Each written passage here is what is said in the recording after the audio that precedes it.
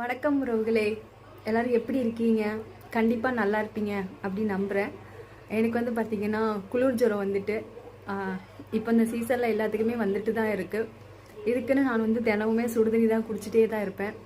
பச்சை தண்ணி குடிக்கவே மாட்டேன், சுடுதண்ணி தான், தினமுமே சுடுதண்ணி தான் குடிப்பேன். சரி, சுடுதண்ணி வைக்க நேரம் ஆகிட்டுன்னு சொல்லிட்டு ஒரு டம்ளர் தான் பச்சை தண்ணி குடித்தேன். அதுக்கப்புறம் நேற்றுக்கு வச்ச பழைய சாதம் இருந்தது.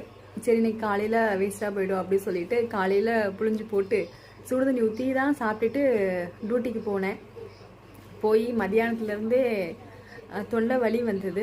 தொண்டை வலி வந்தோடனே கண் எரிச்சல், தலைவலி ஃபுல்லாகவே வந்துட்டு சிரிச்சிட்டே இருக்கணும் அப்படிங்கிறதுக்காக தலை அப்படியே விந்து விந்து வின்னு அப்படி வலிக்குது.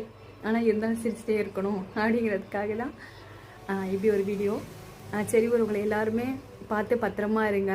மழையில் நனையாதீங்க, யாருமே மழையில் நனையாதீங்க. நல்லா ரசம் வச்சு சாப்பிடுங்க, சரியா?